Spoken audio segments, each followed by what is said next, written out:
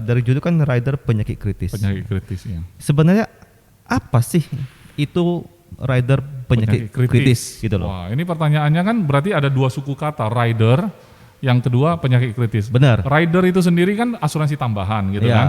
Berarti dia nggak berdiri sendiri gitu. Oke. Jadi kalau teman-teman mungkin dengar di luaran sana, oh kami stand alone katanya. Oh ada Kami, ya. kami bukan rider, kami ini stand alone. Nah teman-teman supaya punya pemahaman juga, rider itu nggak bisa berdiri sendiri, berarti kita harus nempel ke satu produk dasar. Kalau di Panin itu kan ada multilink atau maxilink gitu Berarti kan. ke unit link ya Pak ya? Ke unit link. Jadi kita bisa tambahkan rider penyakit kritis ini. Seperti kita menambahkan rider rawat inap yang MBX ya ke kedua produk gitu kan. Berarti dia nggak bisa berdiri sendiri. Jadi kalau orang tanya, Pak Irwan saya mau masuk deh penyakit kritis, asuransi penyakit kritis, kamu ada nggak? Pasti jawabannya ada kan? Iya benar. Tapi tiba-tiba begitu bikin proposal ada asuransi jiwa. Kan gitu. Terus saya sebagai nasabah, kan saya udah bilang, saya mau masuk asuransi penyakit kritis gitu kan. Nah Pak Irwan nggak bisa buat. Kenapa? Karena ini bukan stand alone, ini rider gitu loh. Oh. Kalau yang stand alone bisa, kalau misalnya perusahaan lain ada yang bikin stand alone berarti bisa. Dia hanya khusus penyakit kritis, langsung ada UP-nya gitu loh. Oh gitu ya. Jadi penyakit kritis itu sendiri berarti kan ada semacam list ya, daftar penyakit yang ditanggung. Berarti nanti gini, sebelum Pak Is lanjut. Ya. Tadi kan disampaikan Pak Is ada listnya ya. Iya ada Berarti list. kalau kita membuat ilustrasi di GoPassport, Ya. begitu kita membeli Ya. asuransi tambahan penyakit kritis, berarti itu listnya itu adalah list apa itu Pak Is? Nah, list daftar penyakit kritis daftar yang ditanggung. penyakit yang di cover gitu ya. Daftar penyakit yang di cover. Nah, itu kebetulan kan GoPassport kita sudah diubah tampilannya. Oke. Kalau dulu itu kita klik penyakit kritis, maka penyakit kritis kita itu nggak keluar ya listnya apa aja penyakitnya kan nggak keluar dulu ya. Nah ini setelah tampilannya diubah, mereka munculkan tuh. Jadi kalau kita ada klik yang penyakit kritis, ada munculin jenis penyakitnya gitu. Jadi memang tidak perlu dihafal sekali lagi. Lagi pula sekarang pun kalau daftarnya panjang nggak takut karena nggak perlu di print juga. Ya karena sudah ada gitu kan ya. Memang PDF ya, modelnya udah PDF sekarang digital kan, digital mau berapa halaman pun nggak masalah. Jadi nggak perlu dihafal karena sudah disediakan. Sudah disediakan dan hafal juga nggak ada guna sih menurut saya. Benar. Nggak ada gunanya. Karena nasabah juga nggak mungkin dengerin kita hafal terus langsung kaget ya. Oh kamu kok bisa hafal? Aku masuk sama kamu deh. Nggak mungkin dia masuk karena agennya hafal gitu. Ya. Nah. Lalu gini Pak Is, sebelum kita lanjut saya juga mau tanya kepada peserta Zoom ya. Ya. Kira-kira peserta Zoom sendiri ada pernah jual nggak ya penyakit kritis ini? Pertanyaan bagus. Silakan direspon teman-teman yang ada di Zoom. Ya, kasih respon. Atau jangan-jangan nggak ada yang tahu bahwa kita ada asuransi tambahan penyakit kritis. Iya, itu yang penting kan. Sebenarnya kita juga agak ada. Iya. Nah, mohon tanggapan lah ya kalau misalnya mungkin ada pengalaman. Ada pengalaman pernah jual atau yang tidak tahu juga nggak apa-apa gitu loh. Soalnya ini kan pertanyaan penting gitu loh Pak Is. Pertanyaan penting. Gimana teman-teman? Ada di Zoom yang ingin memberi komentar? Iya, tentang penyakit kritis gitu loh. Silakan di raise hand, kemudian nyalakan mic, ikut nimbrung, ya kan? Ini sales clinic soalnya. Lebih asik kalau ikut gitu. 5, 4, 3, 2, 1. Iya, silakan. Setelah itu kan akhirnya dari pengalaman klaim kita juga mendapat pengalaman gitu kan. Ya. Pembelajaran lah. Ternyata setelah kita pelajari itulah malah jawabannya kalau dia akhirnya tidak meninggal dan hidup malah dibayarkan 100%. Nah loh. Kan karena dia kriterianya dia melewati itu tapi ternyata nggak meninggal itu malah terbayar 100%. Nah ini dia malah dibayar 50%. Nah gitu. Ya, itu poin yang sangat bagus dari Bu Nurni. Kebetulan saya nggak ada di galeri saya, cuman kalau saya mau cari itu entah di mana-mana lah, nanti kalau ada saya sharingkan ke grup juga lah gitu. Pasal-pasalnya itu nanti coba saya cari entah udah terhapus atau belum. Pasal-pasal yang itu ya, yang critical illness ya. sakit kritis. Maksudnya untuk penyakit yang satu ini, kebetulan penyakit yang satu penyakit ini. yang satu ini, yang pembuluh darah pecah ini ya. Iya, malah kita yang dibayarkan 100% itu dia hidup baru dibayar 100% gitu. Ya. Oke, berarti aku thank you Bu Nurni. Ngerti. Ngerti. Iya, nanti saya mungkin bisa klarifikasi lagi lebih jelas ya. Oke, thank you Bu Nurni atas tanggapannya ya. Terus teman-teman yang lain kalau ada tanggapan tolong raise hand ya. Jadi untuk saya tadi kan mendengar dari ceritanya Ibu Nurni. Berarti critical illness atau rider penyakit kritis itu kalau dibayarkan secara berjenjang ya Pak Is ya? Oke, jadi pertama-tama kita harus mengenal dulu, terutama kita kan di Panindaichi Life saat ini ya. Panindaichi Life itu kalau untuk rider penyakit kritis ada 3 jenis Pak. Yang pertama, yang paling simple itu adalah additional crisis cover. Itu adalah penyakit kritis yang daftarnya memang sudah ada, kalau nggak salah 39 ya L ya. 39 penyakit kritis yang ditanggung, dan itu kategori penyakit kritis itu katakan contoh ya kayak serangan jantung. Itu salah satu kategori yang bisa di cover kan. Tapi itu penyakit yang bisa di cover, tapi serangan jantungnya sejauh mana? Nah, itu ada kriteria. Setiap penyakit yang disebut itu ada kriteria di dalam polisnya. Di pasal-pasal misalnya pasal penyakit jantung itu seperti apa, pasal kanker itu seperti apa. Oke, saya lebih gampangnya saya ngambil kanker aja deh. Kanker kan orang kenalnya stadium soalnya. Iya benar. Nah, jadi kalau kanker itu terdiagnosa dia kena kanker, tapi kankernya itu belum menyebar gitu kan. Maka asuransi penyakit kritis yang paling sederhana yang saya bilang additional crisis cover itu belum bisa bayar. Kenapa? Karena dia belum kategori kanker yang menyebar. Emang ada kanker yang belum menyebar? Ada, namanya kanker in situ. Tapi memang saya bukan orang medis. Jadi saya nggak bisa jelasin kenapa namanya in situ gitu loh. In situ. Kalau kita orang awam supaya gampang ingat kankernya masih di situ-situ aja. Iya, in situ. Belum menyebar dia. In situ. situ. Jadi kanker in situ itu pun sebenarnya jenjang awal dari sebuah kanker. Yang namanya kanker itu ya yang sudah nyebar gitu kan. Rupanya penyakit kritis additional crisis cover yang model paling tua gitu, paling dasar itu belum bisa cover sampai di situ. Mungkin dari company juga menilai bahwa penyakit kanker yang in situ tadi itu belum masuk ke dalam tahap akhir. Jadi tingkat kesembuhan juga tinggi masih tinggi gitu kan. Nah, jadi itu membuat perusahaan asuransi pada saat bayar klaim itu seringkali klaim diajukan ternyata kanker ini belum menyebar. Akhirnya klaimnya belum bisa dibayar. Nasabah kan pasti kecewa. Terus agennya juga kaget. Waduh, saya waktu ngomong ke nasabah kalau kena kanker dibayar nih gitu kan. Ternyata kriteria kankernya belum masuk. Apakah ada kesalahan di sini? Sebenarnya nggak ada kesalahan. Kalau benar itu nasabah kankernya menyebar, memang dibayar, nggak ada kesalahan. Yang masalah adalah memang keadaan dia itu belum memenuhi kriteria yang namanya tahap akhir itu, tahap penyakit kritisnya. Sehingga Pak Irwan, perusahaan asuransi sama-sama memikirkan lagi, bagaimana kalau penyakit kritis ini dibuat berjenjang, jangan nunggu tahap akhir gitu loh, sehingga dibuatlah semacam early stage, istilahnya early stage, artinya tahap awal.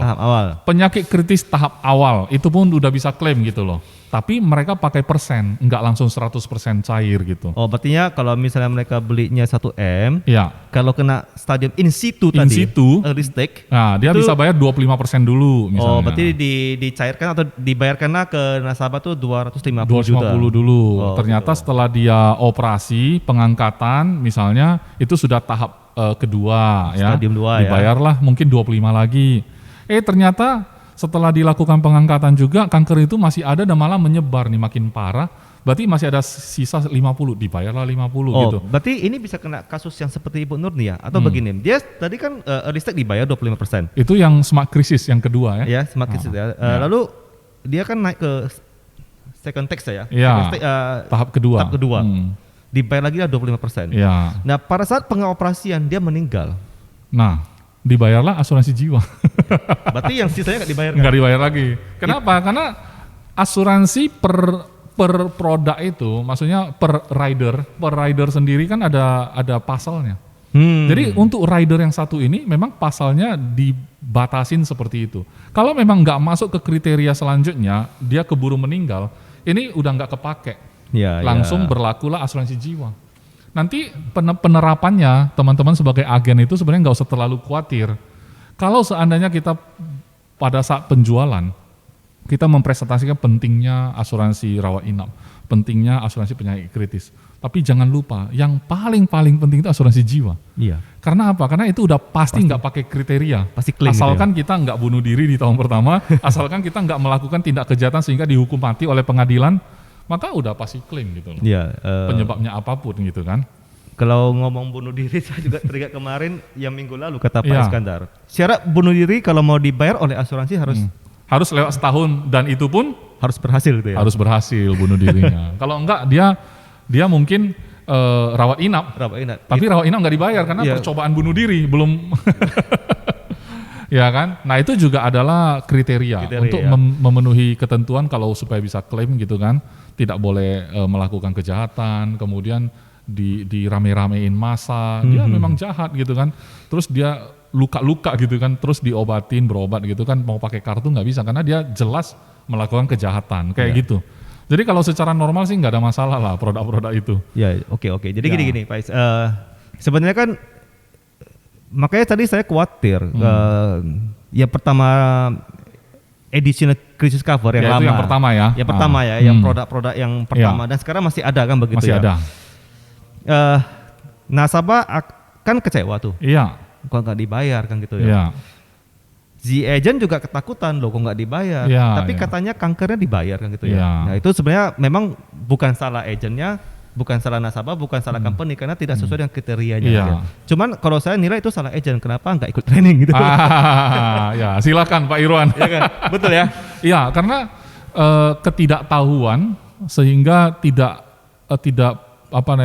aware ya, tidak menyadari bahwa itu sebenarnya perlu dijelaskan gitu. Iya, itu yang terjadi kan seperti semalam yang kita bercerita atau pas kita podcast dengan Pak Heri, kriteria agen yang bagus itu kan tidak melakukan atau tidak over promise kepada nasabah. Iya, tidak over promise. Tapi mungkin agen ini tidak over promise karena dia tidak tahu dan tidak promise pun. Tidak promise kan gitu loh. Makanya ya kalau ada waktu ikut training.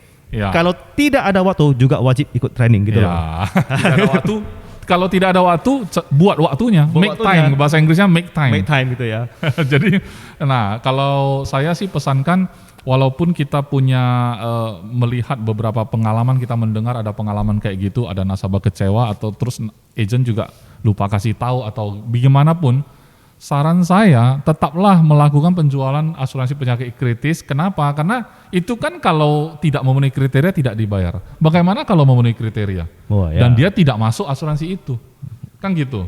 Jadi semua produk itu kan memang sudah ada tujuannya. Kalau kita rasa benar-benar kita tahu ada resiko itu, kenapa kita nggak proteksi gitu loh. Mengenai kejadian sebenarnya nanti apakah memenuhi syarat atau enggak, ya tetap kita harus ada gitu loh. Harus ada, kalau nggak ada ya walaupun memenuhi syarat nggak bisa klaim juga kalau nggak ada kan gitu kan. Nah jadi maksud saya kita tinggal pelajari, memahaminya, kemudian jelasin aja gitu loh, nggak usah terlalu khawatir. Jadi saya ulangi ya, 1 additional crisis cover, kedua smart crisis cover berjenjang, sekarang ketiga itu namanya Optima crisis cover. Oh yang tadi sebelum kita mulai training ini itu yang disampaikan Pak Is ini yang super ya gitu ya? Yang super dan kebetulan perusahaan tahun lalu melakukan penurunan harga biaya asuransinya. Itu kabar baik. Biaya asuransinya diturunkan ini yang ketiga ini, padahal ini yang paling bagus produknya dan harganya sengaja diturunkan dan kemudian unapplied preminya waktu kita mau bikin proposal, preminya pun sudah disetel sama perusahaan supaya dengan premi yang agak rendah bisa ngambil UP agak besar untuk Optima Crisis Cover. Kita singkat saja OCCP. Optima Crisis Cover.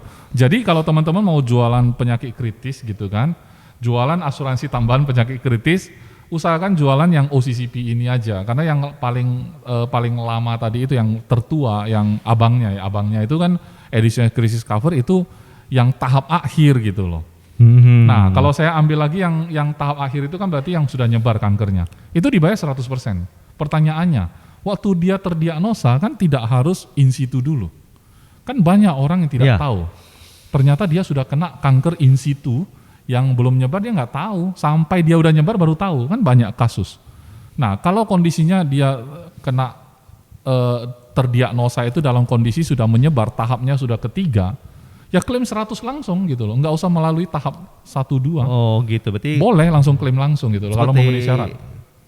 Kayak seperti bypass lah ya. Iya, langsung skip Skip langsung tahapan itu karena langsung masuk. Begitu mau klaim, underwriting melihat ini sudah masuk kriteria yang tahap akhir. Berarti langsung dicairkan full gitu. Betul. Ya. Tapi masalahnya nasabah ada yang skip langsung. Tahap akhir pun nggak langsung meninggal. Yang tadi kasusnya Bu Nurni di jalan tol gitu kan, dia langsung skip semua. Nah pada saat itu terskip ya, terlewati langsung kayak begitu, maka memang benar sangat disayangkan, memang nggak bisa klaim. Tapi pertanyaan saya adalah bagaimana lantas kita menyiasati ini gitu kan? Ini benar, kita harus kembali ke definisinya sendiri. Penyakit kritis itu, asuransi penyakit kritis itu apa sebenarnya? Asuransi yang mengcover kondisi di mana nasabah itu kena penyakit kritis, hanya kondisi itu. Syaratnya dia masih bertahan hidup dengan penyakit itu. Dia bertahan hidup dengan itu. Makanya di beberapa perusahaan lain bahkan menetapkan survival period. Dulu kita juga ada survival period, tapi sekarang sudah dihapus. Artinya apa?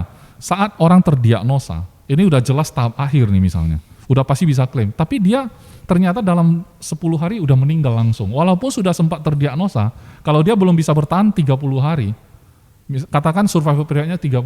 Kalau dia nggak lewat 30 hari baru meninggal, dia meninggalnya sebelum masa survival berakhir, dia dianggap langsung meninggal, dia dianggap tidak bisa klaim. Lebih kejam ya? Jadi lebih ngeri lah ya dengar ya. Tapi kenapa begitu? Karena definisinya bahwa memang itu namanya nasabah itu survive dari penyakit kritis. Maksudnya dia kena penyakit kritis. Sekarang saya kan balik lagi. UP asuransi penyakit kritis itu untuk nalangin apa? Bukan nalangin biaya rumah sakit kan? Iya benar. Jadi untuk apa? Nah itu ya kan? Iya. Nah ini yang saya akan masuk ke pertanyaan kedua. Harusnya Pak Hansin yang jawab ini. Tapi ya sampai sekarang ya Pak Hansin lagi ada halangan lah ya. Ya Pak Hansin jangan-jangan ada di dalam nih. Jangan-jangan ada. Enggak ya? Nah, Oke, nggak apa-apa. Nggak apa ya. Kita langsung lanjut aja lah ya. Ya. Karena gini, itu yang ditanya oleh Pak Iskandar itu yang saya mau tanyakan ke tahap pertanyaan kedua lah. Berarti kan teman-teman sudah mengerti ya, lebih kurang ya apa itu penyakit kritis kan gitu ya. Nah, lalu ya bisa dibacakan El, soalnya ini agak jauh. Oke. Ada chat dari Ibu Suliani, katanya rider penyakit kritis itu tergantung kriterianya. Kriteria. Kriterianya nasabah saya klaim pasang ring 2 buah, beli rider ACC.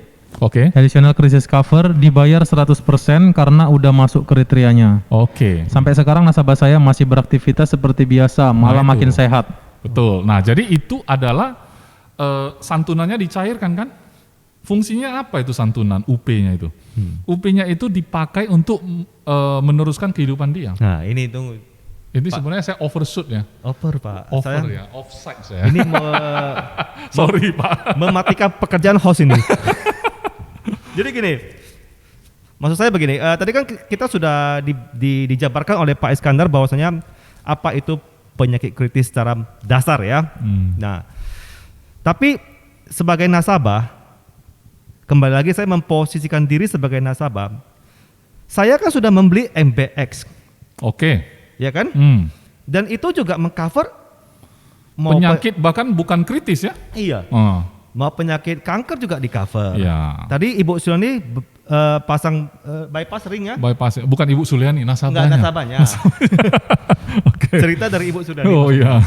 Itu juga di cover oleh MBX kan begitu ya? Ya, dan benar. Ini MBX memang produk super lah. Saya pikir. Produk super ya. Grade A tuh kan gitu. Grade A. Nah, tentu saya sebagai nasabah, Pak Iskandar, saya kan sudah punya MBX yang mengcover semua penyakit itu loh. Saya nggak khawatir kalau berobat kok kan gitu ya. Oke. Kalau mau kena kanker ya kena aja. Toh saya juga punya MBX gitu loh. Jadi pertanyaan saya, untuk apa saya beli penyakit kritis Pak? Rider itu Pak, untuk apa lagi? Saya baru paham kenapa Pak Irwan tadi bilang saya offside ya. Offside gitu. Karena saya tendang sebelum waktunya. Iya. Ya sih, memang betul. Kalau orang merasa dia udah punya kartu yang hebat itu, memang betul. Cuman pertanyaan saya kan, itu hanya mengcover kalau dia dirawat di rumah sakit. Benar. Padahal masalah nasabah tidak berhenti sampai di situ. Setelah dia pulang pemulihan dan dia survive dari penyakit itu, dia survive, dia bertahan hidup dari penyakit kritis yang dia derita. Misalnya tadi kanker itu tadi dioperasi atau tadi bypass sudah dilakukan, pulang ke rumah dia sehat loh. Tapi dia nggak bisa beraktivitas atau mendapatkan income sama seperti sebelumnya waktu dia sehat, benar-benar sehat. Nah itu kan ada kehilangan gitu, maksudnya kerugian yang dia derita lagi kan, selain biaya rawat inap tadi, yaitu biaya hidup. Kan gitu, potensi dia yang seharusnya dia bisa kerja nggak bisa gitu kan. Disitulah santunan penyakit kritis ini berlaku untuk para penyintas, bahasa Indonesia penyintas, padahal survivor. Jadi orang-orang yang bertahan hidup dari penyakit kritis itu, untuk mengcover biaya mereka, kan gitu. Makanya pastikan UP penyakit kritisnya besar juga. Kalau asuransi jiwa itu bukan untuk orang yang survive, untuk keluarga yang ditinggal. Beda kan peruntukannya. Makanya tadi kenapa penyakit kritis itu kalau dia nggak bertahan hidup nggak dibayar gitu loh. Kenapa? Karena memang untuk dia, bukan untuk keluarga yang ditinggal. Kalau bicara tadi untuk keluarga yang ditinggal tadi, yang versinya Bu Nurni, masa sudah meninggal aja bahkan dibayar, ya kan? Tapi ini meninggal lebih parah dari penyakit kritis, kok penyakit kritisnya nggak cair? Karena peruntukan penyakit kritis ini adalah orang yang bersangkutannya. Iya. Gitu loh. Untuk orang yang bersangkutannya beda kan? Orangnya udah nggak ada gitu loh. Nah, tapi dia nggak survive dari penyakit kritis tersebut. Lalu tadi ada kata Pak Iskandar, kalau beli rider ini uang pertanggungnya kalau diusahakan harus besar juga. Harus besar juga. Berarti kalau kita saat menjual rider ini, kita harus menghitung itu seperti kita menghitung UP ya gitu ya? UP itu, untuk jiwa ya? Ya, itu sangat ideal. Anggap saja kalau seandainya hari ini dia kena penyakit kritis dan apa yang hilang dari dia. Yang hilang adalah mata pencaharian dia misalnya. Nilai ekonominya ya? Nilai ekonomi. Asumsikan dia udah nggak bisa kerja gara-gara kena penyakit itu. Lantas dia terima UP. Apakah UP ini bisa mengcover biaya hidup sehari-hari? Seolah-olah dia masih sehat. Sama kan kayak seolah-olah dia masih hidup gitu kan kalau untuk UP jiwa. Untuk UP penyakit kritis juga demikian gitu loh Pak. Berarti kita boleh, kalau bahasa awamnya itu kita bisa mengatakan bahwasanya rider penyakit kritis ini juga merupakan income protection ya Pak ya? Boleh bisa, ya? Boleh dong. Boleh income ya? protection, bisa. Boleh. Berarti kalau begitu saya bisa menganaloginya seperti, berarti kalau saya mempunyai MBX itu seperti tangan kanan saya. Iya. Sementara untuk rider ini itu tangan kiri saya. Luar biasa Pak Irwan. Betul ya? Luar biasa. Berdampingan dong gitu ya. Saya nggak terpikir seperti itu. Ini Bapak host atau narasumber sebenarnya? Enggak, maksud saya kan begini. Ya. Teman-teman, itu begitu tadi disampaikan oleh Pak Iskandar, saya dengan teringat ya. Saya kan sudah punya MBX gitu ya. Berarti kalau kita di lapangan para agent ini ya, kalau kita menjual, melakukan prospek kepada calon nasabah kita, biasanya kan kita sudah punya loh kartu kesehatan dari perusahaan XYZ lah segala macam lah ya. Tapi kita bisa masuk ke ini ya, ke rider ini ya. Tetap bisa masuk kita ke rider. Kita bisa jual ini ya. Benar. Gitu. Karena di sisi tersebut yang belum tercover oleh rider seperti MBX, belum tercover. Itu benar-benar ya, kalau misalkan bayangkanlah satu orang yang sehat gitu kan. Dia punya keluarga, tanggungannya besar misalnya. Dia sehat. Nah, waktu kita tawarkan, dia punya lengkap. MBX dia punya yang bagus. Rider penyakit kritis dia punya yang besar, ya kan. Dalam hal ini maksimum kita bisa buat sampai berapa M tuh Pak Irwan? Saya pun nggak hafal sih. Nggak hafal lah. Mungkin 25 M ya? Enggak lah. Rider penyakit kritis. Oh, penyakit kritis. OCCP maksimum berapa?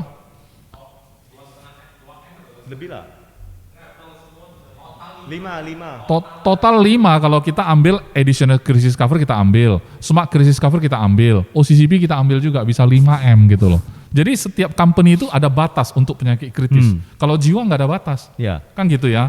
Makanya jangan sia-siakan. Maksud saya gini, kalau dia punya 5M katakan ya, terus MBX dia punya yang one bed, yang hebat X600, UP jiwanya dia punya 50M gitu ya, contoh ya. Bayangkan orang ini kalau misalnya dia sakit dirawat di rumah sakit, nggak ganggu kas dia, oke? Setelah itu rupanya penyakitnya penyakit kritis, pulang ke rumah 5M-nya cair, kan begitu. Kalau memenuhi kriteria, begitu dia cair, panjang umur, 5M itu bisa dipakai. Setelah panjang umur tetap harus tutup usia kan, walaupun panjang umur. Jangan kita bilang dia udah sehat pun masa enggak bakal tutup usia. Nah 50M cair lagi. Bukankah itu tidak mengganggu portofolio selama ini dia sedang bisnis atau dia sedang berinvestasi kan nggak terganggu? Ini menarik nih Pak Is. Jadi dia kayak apa ya Pak Irwan, bayangkan dia lagi jalan kayak mobil baja gitu, mobil tank lapis baja. Dia lewatin lumpur lewat aja gitu kan. Apa yang dia bawa di dalam mobil tanknya itu aman. Kenapa? Karena yang menahan itu semua serangan itu adalah tanknya gitu loh. Dalam hal ini asuransi. Ini luar biasa nih. Ini kalau saya jadi bisa menganalogikan asuransi penyakit kritis rider ini ya. Ya. Kita sakit aja bukan kantong makin tipis, malah makin tebal. Soalnya gini kan, betul nggak ya? Atau gini? Tapi nasabah ada yang komplain ngomong kayak gitu bro. Gitu ya? Saya pernah kayak gitu kan, saya ngomong gitu kan. Nasabah bilang, berarti saya harus harap saya sakit dong kalau gitu. Setelah saya masuk, saya harap saya sakit. Nah, biasanya ada nasabah yang ngomong gitu. Ya kan? Tapi bisa kita jawab sih itu. Iyalah. Bisa kita jawab. Artinya kan ini sesuatu yang menarik. Artinya satu MBX itu, nah aku dapat poinnya seperti ini Pak Is. Berarti MBX itu kan luar biasa ya. Cuman MBX dibayar oleh company, turunnya ke rekening rumah sakit gitu loh. Iya pasti, karena tagihannya di rumah sakit. Bener kan? Bener. Nah tapi kalau untuk riders, penyakit kritis itu turunnya ke rekening nasabah. Nasabah gitu. Pasti, yang bertahan hidup tadi. Ya, nasabahnya langsung. Makanya tadi saya bilang sebenarnya kalau kita beli rider ini, kalau kita sakit, udah punya MBX, kantong kita makin tebal. Karena begini, masuk rumah sakit, di cover oleh MBX. Benar. Masuk kriteria penyakit kritis. Benar. Company Panindaci Life turun lagi dana. Iya. Bayar covernya kan. Iya. Makin kantong makin tebal, berarti benar ya Pak Isan? Benar lah, karena gini, kasus Ibu Suliani nasabahnya, bukan Ibu Suliani. Nasabah Ibu Suliani. Nasabah Ibu Suliani tadi itu setelah dia lakukan operasi, pasang dia pulang lagi ya? Bayangkan MBX-nya udah cover biaya pasang ringnya. Pulang ke rumah cair biaya asuransi penyakit kritis kan 100%. Ternyata dia memang benar sehat. Survivor. Dan dia bisnisnya tetap normal. Bukankah memang tebal gitu? Nah tapi kalaupun bisnis tidak senormal biasa, itulah fungsi dari UP asuransi penyakit kritis tadi. Ini luar biasa nih ya. Nah, berarti gitu. ini sebenarnya kalau untuk para agent ya atau teman-teman yang mau jualan, itu boleh loh. Artinya kita melakukan kunjungan lagi ke nasabah lama kita. Iya. Yang sudah membeli MBS. Benar. Kita bisa reselling dengan ini ya. Dengan konsep ini, iya. Nah, itu sebabnya kenapa kalau kita lihat agent-agent MDRT, Bapak nanti cross check kalau Pak Hansin akhirnya bisa hadir ya. Dia kan MDRT, bertahun-tahun berulang-ulang gitu kan. Kira-kira ada nggak nasabah yang masuk berulang kali? 1 polis, 2 polis, 3 polis, ubah lagi polisnya.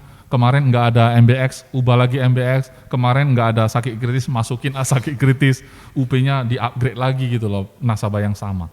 Saya yakin MDRT itu pasti nasabahnya banyak di antara nasabahnya ya yang berulang-ulang beli. Iya. Kenapa? Karena si agen MDRT itu kunjungi ulang dan kemudian ada konsep baru yang dia dapat mungkin dari training, mungkin hasil bicara bincang-bincang di kantor sama kolega atau leader, tiba-tiba terbersit satu ide, gagasan. Dia pergi ke tempat nasabah, kunjungan, ngobrol-ngobrol, bangun hubungan kan, follow up. Maksudnya bukan hanya sekedar kemarin udah closing, ini udah nasabah terus kayak enggak ada omongan lagi. Kan bisa sekedar ngobrol di sana terus ngobrol, Pak kemarin saya kan bikinin proposal dan yang sudah closing itu kan kemarin menanggung asuransi jiwa 10M kan sudah terbit polisnya dan udah jalan sekitar setengah tahun. Kemarin saya ikut training, dijelaskan asuransi penyakit kritis, ternyata fungsinya beda lagi kok. Kan dia bisa cerita. Nah, ini. Iya kan? Ini sebelum Pak Iskandar offside lagi gitu ya. Saya sering offside ya. Jadi saya begini, tadi kan dipesankan oleh Pak Iskandar bahwa kita bisa melakukan kunjungan lagi ke nasabah lama. Iya. Dan bisa melakukan reselling. Iya. Dengan rider penyakit kritis. Nasabah perusahaan lain boleh dikunjungi? Oh pasti Pak. Oke, lanjut. Itu disarankan gitu loh. Oke. Cuma gini Pak Is. Nah, kita kan di sales clinic, kita kan sering mendapatkan sales idea. Oke, ya. Ya kan tentang UP jiwa kita punya sales idea. Ya. MBX kita punya gitu loh. Ya. Nah, untuk penyakit kritis ini kira-kira konsep apa yang bisa kita pakai Pak di lapangan gitu. Oke. Ini pertanyaan bagus ya. Sebenarnya sudah offside dari awal itu. Karena kan tadi saya udah bilang, Ada cerita udah cerita panjang juga, itu udah offside dari tadi sebenarnya. Tapi benar, supaya menjadi garis bawah kita kalau sharing tentang sakit kritis, sebenarnya poin paling pentingnya apa? Biar agent itu pakai poin itu, coba menjelaskan dengan kata-kata sendiri gitu ya. Nanti waktu di lapangan pakai kata-kata sendiri, rangkai saja, pakai kata-kata dan pendekatan teman-teman sendiri Ini lah ya. kita berarti Pak SK Saya cuma mau kasih benang merahnya lah ya. benangnya, iya. Pokoknya intinya adalah asuransi penyakit kritis ini membantu orang yang kena penyakit kritis dan panjang umur. Coba gambarkan itu. Waduh. Kalau dia kena penyakit kritis, dia tidak meninggal, dia panjang umur. Dia butuh nggak UP itu? Itu aja kan. Karena yang hilang dari sana adalah potensi dia cari income. Biaya hidup malah naik. Iya. Nggak ada orang yang kena penyakit kritis biaya hidupnya turun dan penghasilan naik. Ada nggak? Nggak ada, Pak. Saya pernah lihat orang kena penyakit kritis penghasilan naik. Dari hasil apa? Broadcast, minta sumbangan. Nah, itu menyedihkan kan. Kita itu offside. Kita jangan bahas yang kayak gitu. Itu yang mau kita hindari sebenarnya kan. Makanya nggak mungkin kita bisa memiliki income yang bertambah setelah kena penyakit kritis. Nggak mungkin dalam konteks normal. Kalau dia punya bisnis tiba-tiba abnormal ya beda lagi. Dia beli saham, sahamnya naik ya beda lah. Itu kan bukan pengaruh dia sehat nggak sehat, ya kan? Tapi kalau secara kesehatan dia terpengaruh dengan penyakit kritis yang dia derita itu, terus dia panjang umur masalahnya. UP jiwa kan nggak bisa klaim. Bener, belum meninggal kan? Itu poinnya gitu aja. Jadi kalau kita mau jual penyakit kritis, pakai kata-kata Anda, jelaskan bahwa orang yang kena penyakit kritis, ya kan, dan umurnya panjang, dia bakal kehilangan banyak. Dan ini bisa dibantu dengan proteksi asuransi penyakit kritis. Itu aja. Jadi coba kita renungkan sendiri, kira-kira cara ngomongnya gimana tuh? Itu yang tadi saya bilang income protection ya? Iya, boleh. Jadi Pak Irwan sendiri pun sudah bisa meraba-raba. Oke, saya mungkin bisa jelaskan asuransi penyakit kritis dengan konsep income protection. Silakan. Ya, karena memang faktanya kan begitu Pak Is. Artinya orang yang survivor dari penyakit kritis, biasanya kan cacat gitu loh. Cacat, iya. Tidak seperti awal ya. Iya, tidak bisa berproduktif lagi seperti awal gitu loh. Benar. Tentu akan menghilangkan income gitu loh. Benar. Nah, gitu kan. Jadi ya mungkin ini salah satu konsep yang bisa kita pakai ya Pak ya. Iya, pasti. Income protection. Benar. Nah, teman-teman, kira-kira kita harus perpanjang obrolan sekitar 5 menit biar bisa bernafas dulu kawan kita. Karena ini lantai 3 bro. Ya teman-teman, pembicara kita udah nyampe ya. Cuman kita ngobrol dulu, lanjut dulu. Supaya bisa ambil benang merah, nanti Pak Hansin akan duduk di tempat saya ya. Siap-siap teman-teman dengan segala pertanyaan Anda. Tanyakan kepada narasumber yang semestinya hari ini. Ya, lanjut gimana? Makanya teman-teman mohon tanggapan ya. Kira-kira teman-teman pernah jual nggak ya rider ini gitu loh Pak Is? Tadi sih udah ada 2, Bu Nurni satu, Ibu Suliani bahkan sudah klaim nasabahnya ya kan? 100% lagi dibayar. Tapi Ibu Nurni juga tadi ada nasabah agennya itu yang klaim juga kan, cuman kan nggak dibayar. Semoga tadi penjelasan kita menjawab ya Pak Irwan ya. Iya. Itu nggak dibayar padahal yang tidak mati malah dibayar. Ya memang fungsi penyakit kritis, asuransi penyakit kritis gitu. Dia dia sebagai survivor lah, makanya dia butuh UP. Makanya ada tadi beberapa poin yang saya catat gitu ya. Satu, kita bisa sebagai income protection gitu ya. Bisa.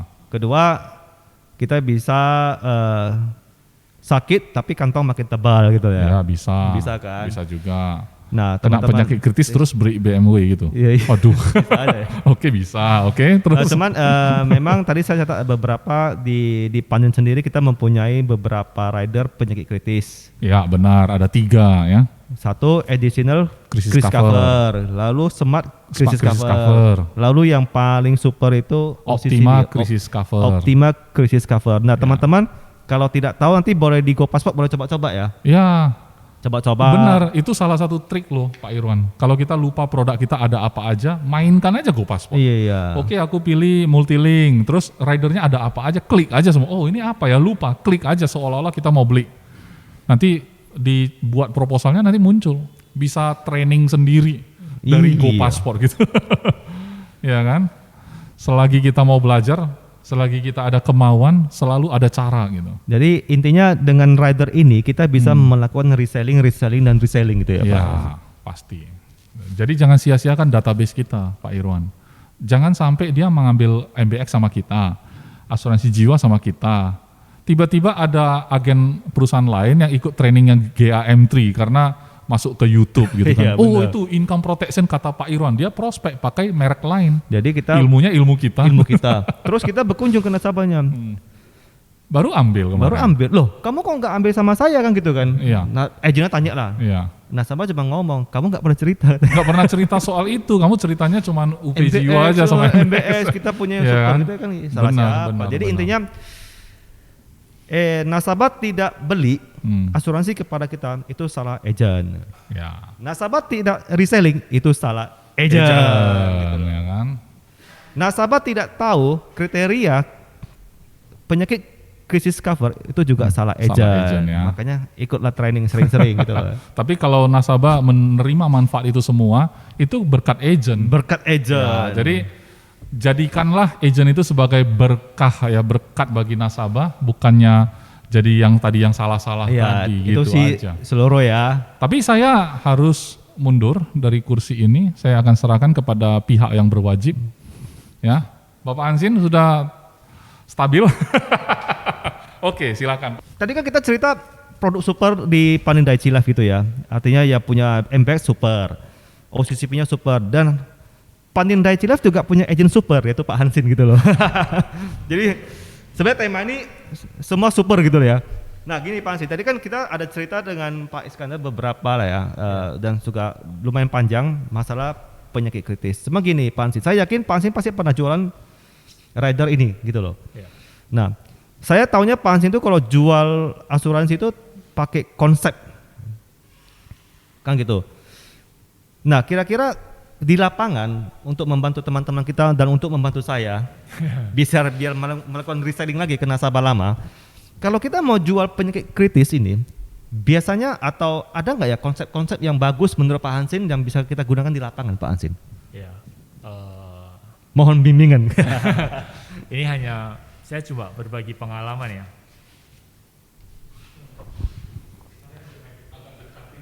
Oh. Oke. Oh, oke. Nah, untuk konsep sebenarnya banyak ya. Cuma kembali bagaimana cara kita itu berhubungan dengan nasabah itu tetap menjadi sebuah poin yang harus Lebih penting itu ya? tidak dilupakan, lebih penting. Artinya gini, saya terpikir satu konsep begini, mungkin sederhana. Sekarang kalau KPR, lunas enggak kalau orangnya meninggal? Ada yang lunas karena biasanya cicilan, ada yang langsung dimasukkan, di-include-kan Ya. Asuransinya Artinya kalau meninggal. dibayar, ya. Artinya kita sebagai KPR, kita orang yang KPR di bank, kita akan dikenakan ekstra biaya kan? Ekstra biaya untuk jiwanya ya. Untuk jiwa, karena sebagai jaminan. Ya sebesar nilai rumah itu ya. Dia, kan? Nah jadi kalau saya kritis kan nggak lunas KPR-nya. Kadang belum meninggal ya Pak? Karena belum meninggal. Kedua, nasabah nggak bekerja. Dokter harus sarankan dia istirahat. Paling tidak 1 tahun untuk recovery. Oh. Nah, di saat kondisi seperti begini akan menjadi sebuah momentum manfaat krisis cover ini menjadi sebuah solusi yang bisa kita cerita kepada nasabah yang memiliki KPR. Bisa jadi benar, KPR-nya 1M, benar. bisa KPR jadi 500 juta. Nah jadi begitu KPR-nya selesai, ini mau dilanjutin atau tidak mau dilanjutin ya, atau mau diubah ke UP Jiwa kan udah bisa juga. Jadi artinya kita membuat sebuah gambaran gitu loh. Kalau saya suka begitu. Kalau kamu sekarang ngambil dengan kondisi sekarang, artinya kamu kredit rumah 10 tahun atau 15 tahun, seandainya di tengah perjalanan dokter memvonis kita sakit kritis dan diwajibkan istirahat, tidak boleh bekerja seperti sekarang kerasnya seperti sekarang, yang pulang pagi, pagi pulang malam gitu. Pulang malam. Nah, itu akan menjadi sebuah kondisi tersendiri yang kita gambarkan kepada calon nasabah kita ataupun teman-teman kita gitu. Ya, itu menjadi masalah sebenarnya ya. Ya, menurut Anda dengan kondisi begini, bagaimana solusinya? Benar. Wah, ini menarik ya Pak Hansin ya. Tadi kita ada cerita sama Pak Iskandar bahwa saya melakukan income. Ini rider ini bisa kita gunakan sebagai income protection. Bisa. Nah, tetapi di spesifik lagi oleh Pak Hansin. Ya. Coba ada nasabah-nasabah kita yang sedang KPR. Ya. Kita melakukan prospek dengan konsep ini ya Pak ya. Wah, makin spesifik ini. Menarik. Nah, teman-teman, kalau kira-kira nanti coba di list ulang ya nasabah-nasabah kita menangkap kunjungan, coba dicek ada KPR rumah nggak gitu ya. Kalau ada KPR rumah, lakukan ini gitu loh. Ya, itulah proses sebuah orang bilang biasanya kalau dalam sales selling itu prospecting ataupun Prospecting atau ada satu lagi itu yang tanya itu apa? fact finding. Fact finding. Saya nggak pandai istilah asuransi. Saya Pak Hans ini enggak, kalau istilah asuransi tidak mengerti lah. Tapi kenapa dia agen super? Masalahnya saya mengerti banyak istilah asuransi tapi enggak agen super gitu loh. Itu lebih bermasalah lagi sebenarnya. Ya, jadi itu salah satu yang kita bisa kembangkan ya dari hubungan kita ke nasabah, fact finding, bahwasanya dia sekarang lagi ada kebutuhan apa. Nah, kembali saya bilang bahwasanya dulu teman-teman kita di kantor bilang instingnya itu harus langsung muncul gitu. Insting membunuhnya itu harus keluar begitu dia bilang, saya pusing juga nih KPR saya 15 tahun loh. Nah, kita tambahkan pusing lagi ke dia gitu loh. Oh, berarti aku boleh potong gini Pak Hansin. Kalau misalnya kita lagi prospek ini. Iya. Kita kan prospek, misalnya kita kebiasaan aja kan kita kalau di melakukan prospeknya MBX. Iya. Nah, MBX. Jadi di objection lah oleh nasabah, calon nasabah. Nggak bisa bro, saya lagi pusing ini. Saya lagi pusing bayarin cicilan rumah saya. Lu tambah lagi suruh bayar premi, yang nggak makin mati gua gitu katanya. Begitu kita dapat statement objection seperti ini dari nasabah, kita bisa gunakan yang disampaikan oleh Pak Hansin ya. Ditambahin lagi. Tambah lagi pusingnya gitu ya. Iya. Rasain loh gitu ya. Siapa suruh dulu ketemu agent. Jadi mungkin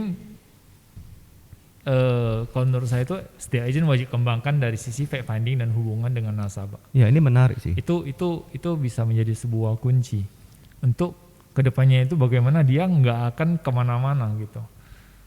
Ya, dia akan kemana-mana. Semua urusan yang berhubungan dengan asuransi, dia harus ingat nama kita duluan. Dia harus diskusi dengan kita duluan.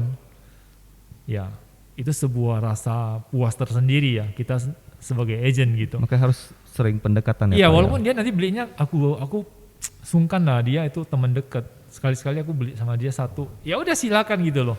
Tapi namanya rezeki masing-masing. Benar. Jadi jangan ada yang berkecil hati gitu.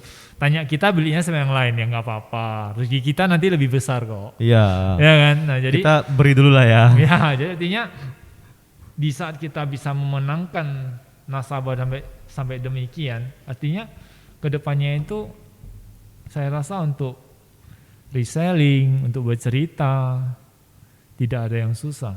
Cuma semua itu butuh waktu, terserang. Nggak ada yang instan. Nah jadi konsep seperti tadi itu menjadi salah satu. Satu ya. Dia KPR kan tidak lunas kalau sakit kritis. Benar. Nah jadi itu kita bisa sisipkan. Nah sekarang begini, saya kasih kamu gambaran. Kalau di saat tiba-tiba terjadi resikonya meninggal, kamu nggak usah pusing dengan KPR. Karena sudah lunas gitu loh. Ya, nah bagaimana sekarang kalau dengan dia kondisinya nggak meninggal tapi dokter vonisnya sakit kritis. Nah, di satu sisi kamu nggak bisa bekerja, KPR kamu juga bisa lunas. Nah, itu kata kunci yang paling penting. KPR kamu juga bisa lunas. Lunas. Karena dia masalahnya kan di KPR. Di KPR. Soalnya dia tadi kan melakukan objection, nggak bisa. Saya lagi berat di biaya karena saya lagi ada KPR rumah gitu ya. Makanya insting kita itu untuk muncul itu di mana gitu. Jadi saya nggak bisa kasih tahu ya, karena tipe kita beda-beda. Waktu saya ketemu dengan nasabah A, insting saya itu begini gitu. Ya, tipe nasabah juga beda-beda ya. Ya, jadi artinya ya kita harus intinya terus mengenal, lebih dekat, lebih membina hubungan untuk lebih baik lagi ke nasabah kita masing-masing. Mungkin itu salah satu yang menjadi poin ya. Nah, jadi tadi KPR kan udah, dari sisi garansi income tadi kan juga sudah ya. Tadi ada sedikit. Ya, kalau saya suka bahas di biaya hidup. Biaya hidup. Iya. Boleh di-share nggak Pak cara? Sama sih. Artinya ya? Gini. Seseorang dengan biaya hidup 5 juta per bulan dan dokter memvonis nasabah tersebut itu sudah sakit kritis dan wajib istirahat 1 tahun. Nah, kedepannya itu secara otomatis walaupun sembuh, tenaga dia tidak akan maksimal, itu tidak akan seperti sekarang kan. Nah, sama kalau benar-benar itu sebuah kondisi yang harus dijalani, bagaimana dengan biaya hidup sehari-hari kamu yang 5 juta per bulan ini udah wajib, di situ cicilan, di situ biaya anak sekolah, di situ biaya rumah tangga dan segala macam. Nah, pakai aja rumus yang sama sebenarnya sih dengan yang kemarin waktu kita bahas tentang garansi income dari sisi UPJ, Pak. Oh iya. Jadi benar. Sama, cuma diarahkan kemana aja gitu. Nah, artinya poin kedua itu kalau seandainya sakit kritis kamu butuh jaminan berapa tahun? Saya pernah baca artikel. Biasanya penyakit kritis itu mereka akan dijaminkan biasanya 5 tahun Pak. Artinya begini, kalau 5 tahun dia bisa melewati 5 tahun, berarti dia sudah sembuh. Ya, jadi ya udah, kita simpel aja, berarti 1 bulan 5 juta, 1 tahun 60. 5 tahun berarti kamu punya 300 juta. Artinya per bulan kamu biaya 5 juta untuk 5 tahun. Kamu beli aja sakit kritis 300 juta. Jadi dia menolong biaya hidup kamu itu selama 5 tahun. Dan berarti itu boleh bilang sebuah logika atau sebuah rasio buat dia tersendiri. 300 juta ya 5 tahun ya. Seandainya saya tidak bekerja 5 tahun pun biaya hidup tidak akan terganggu.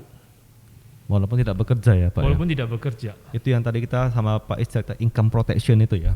Ya. Garansi income kalau ya. Pak Hansin. Kalau saya cerita ke biaya hidup. Jadi kalau di UP Jiwa saya ceritanya ke garansi income, di sakit kritis saya ceritanya ke biaya hidup. Gitu. Jadi masing-masing punya bahasa ya. Ya, menarik. Ya, cuman begini, dari sebelum kita melakukan sales klinik, saya agak penasaran. Dari tadi saya pengen tahu sih. Pak Hansin kan sudah MDRT kalau boleh tahu berapa kali ya Pak ya? Kebetulan ketiga ya, MDRT ketiga. Ini MDRT ketiga kali Pak Hansin ya. Coba teman-teman bayangkan ya. Agent yang MDRT 3 kali, jualannya cuma ini loh Pak. Gitu loh. Cuma masalah kita nggak pernah pakai gitu kan. Itu salah saya berarti ya gitu ya. Soalnya ini Pak Hansin yang tadi saya sampaikan adalah agent super. MDRT 3 kali dan jualannya cuma simple ini, sesimpel ini sebenarnya kan, sesederhana inilah gitu loh.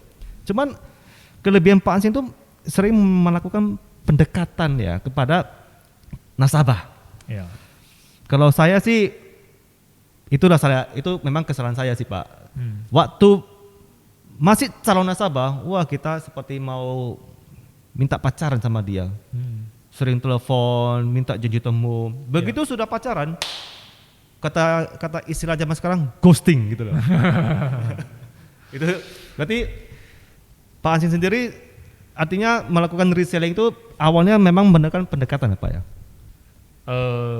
Sebagian pendekatan, sebagiannya itu udah dari nasabah sendiri ya, karena kan kita ada melakukan kontak melalui WA, melalui broadcast info ataupun broadcast konsep gitu. Kalau saya sistemnya tidak setiap hari. Enggak setiap hari lah ya.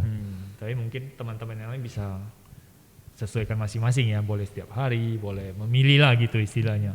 Kalau saya broadcast itu kadang perkembangan produk gitu. Jadi saya selang-seling gitu. Artinya saya selalu berusaha hadir di WA mereka gitu. Bahwasanya hari ini saya masih di industri ini loh gitu. Walaupun saya tidak secara langsung sapa untuk say hello atau apa gitu. Tapi di momen-momen khusus saya berusaha hadir seperti ya hari-hari mereka lah gitu. Mungkin dia posting anniversary, ya kita langsung komen atau apa, hadir gitu. Happy anniversary ya. Paling enggak mungkin pendekatan kecil begitu sih. Paling enggak mereka tetap ingatlah kita lah ya. Ya, pendekatan kecil begitu. Dan ya, akan terus ingat bahwasanya kita sekarang masih konsisten di industri ini kan begitu. Ya. Pak, ini kan sebenarnya kan kita sudah melebihi waktu ya. Karena Ya. tadi kan memang Pak Hansin ada halangan. Iya, minta izin. Minta izin ya. Tapi kita memang tadi sudah cerita panjang lebar sama Ya. Pak Iskandar. Ya. Kita cerita apa itu namanya penyakit kritis. Iya, iya. Terus yang apa aja yang ada di pending Daiichi Life gitu kan. Ya. Kita ada bahas tadi beberapa Ya. gitu ya. Tadi kita juga ada cerita untuk apa sih beli penyakit kritis kan gitu Ya. kan. Tadi juga disampaikan oleh Pak Hansin. Nah, dari teman-teman sendiri ya, kalau memang ada pertanyaan sebelum kita mengakhiri lah ya Pak ya, Iya. kan memang sudah molor, sudah hampir lewat 1 jam lebih gitu loh. Iya, iya. Nah, kalau ada pertanyaan boleh dicek deh atau langsung raise hand aja ya. Ada pertanyaan nggak? Ada dicek deh. Nggak ada ya. Jadi atau gini Pak Hansin, ada pesan-pesan terakhir nggak ya untuk atau kita kesimpulan terakhir untuk teman-teman masalah ini Pak, rider penyakit kritis, apa yang harus kita lakukan gitu loh? Ya, untuk yang pertama itu ya saran saya tetap melakukan fact finding. Fact finding? Ya, mengetahui kebutuhan nasabah dia, nasabah kita itu yang harus wajib ya. Jadi setelah mengetahui kebutuhan dia, masalah dia, nah insting kita tuh harus muncul. Insting. Kita harus muncul dengan konsep apa kita maju, dengan solusi apa kita bisa maju. Nah, setelah menjelaskan, tetap usahakan lakukan try closing kalau saya. On the spot saya akan berusaha melakukan try closing. Jadi saya akan langsung membuat dia, jadi menurut Anda mau memilih yang UP-nya itu 1M atau 2M, MBX yang 150 atau 300, langsung saya kasih dia pilihan. Pilihan ya. A atau B, bukan tanya gimana mau nggak gitu, enggak. Jadi saya berusaha untuk menarik ke floor saya itu, bahwasanya dia harus closing, tapi pilihannya antara A atau B gitu. Biar enggak jawabannya enggak terlalu Melebar lagi ya, karena udah dijelaskan di depan ya. Jadi try closingnya itu bagaimana? Try closing itu adalah, jadi ini kita sign ya yang UP 2M dan MBX 1 bet, begitu ya. Di situ baru muncul sebenarnya kisah yang akan berlanjut itu bagaimana. Nah, jadi itu yang coba saya terapkan kalau di saat saya ketemu gitu. Nah, itu yang udah proses tertentu. Tapi kalau masih di tahap awal ya berusaha untuk menggali dulu. Menggali informasi lah ya. Iya, menggali dulu, maksudnya tunjukkan kita itu bahwasanya kita punya niat baik dan ingin memberikan edukasi gitu. Jadi tidak harus langsung ibaratnya itu kokang senjata langsung tembak.